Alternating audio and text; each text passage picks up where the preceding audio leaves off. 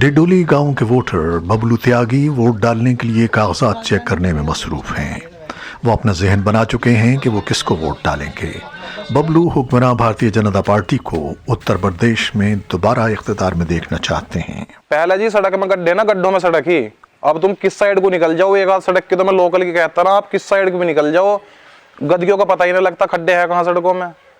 Madam یہ ہے آپ کا گنے پہ پیسہ بڑھا ہے، ٹھیک جی، 2000 روپے سالانہ 12000 روپے اکاؤنٹ میں آ رہے کسان کے۔ وہاں سے چند کلومیٹر دور ایک قریبی قصبے میں بہت سے ووٹروں کی یہ سوچ نہیں ہے۔ مراد نگر کے اندر ڈیولپمنٹ کے نام پر کچھ نہیں ہوا ہے۔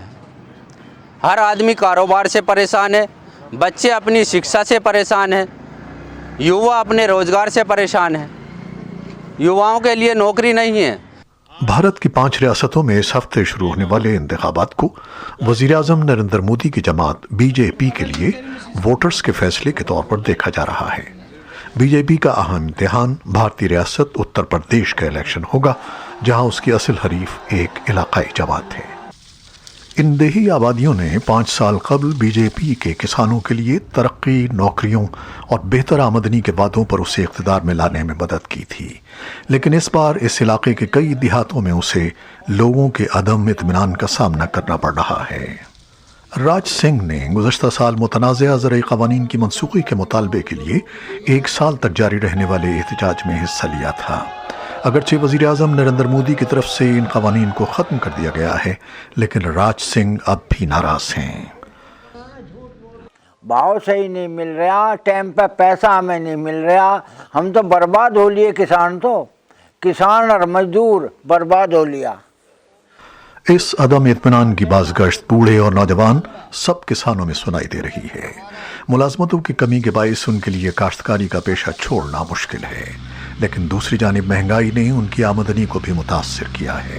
بیج اور کھاد کی بات کریں تو وہ ڈبل سے بھی زیادہ ہو گئی۔ بجلی جو تقریباً 240 روپے تھی، آج 1800 روپے ہے، تو انکم تو کم بڑھی ہے، خرچہ زیادہ بڑھ گیا۔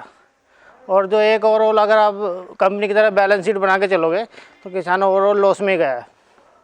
یہاں کچھ لوگ ریاست کے وزیر اعلیٰ یوگی آدتیہ ناتھ پر، جو ایک ہندو مذہبی رہنما ہیں، اکثریتی ہندو برادری کے ووٹ حاصل کرنے کے لیے مذہب استعمال کرنے کا الزام لگاتے ہیں۔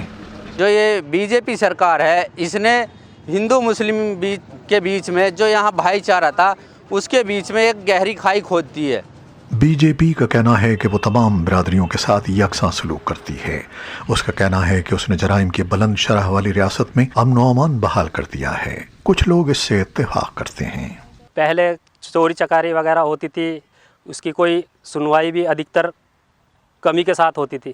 اب جو ہم اپنے ڈھور ڈنگر جو باندھ دیتے ہیں، جو ہم پہلے کبھی 7 بجے یا 6 بجے ہی گھر میں باندھنا پڑتا تھا، اب ہم 10 بجے 11 بجے یا پھر 12 بجے بھی ہم چھوڑ دیں یا پھر نہیں بھی گھر میں لے جاتے ہیں، تو ہمیں پتہ ہے کہ ہمارا ڈھور جہاں بندھ رہا ہے وہیں بندھ رہے گا، کوئی لے جانے والا نہیں ہے۔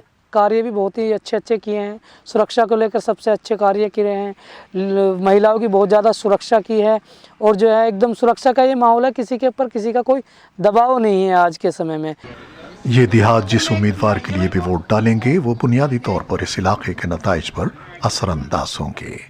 یہ ایک ایسا فیصلہ ہے جو سن 2024 میں ہونے والے قومی انتخابات سے پہلے وزیر اعظم مودی کے لیے اہم ہوگا۔ انجنا پسریچا کی رپورٹ کے ساتھ خالد حمید، وائس آف امریکہ۔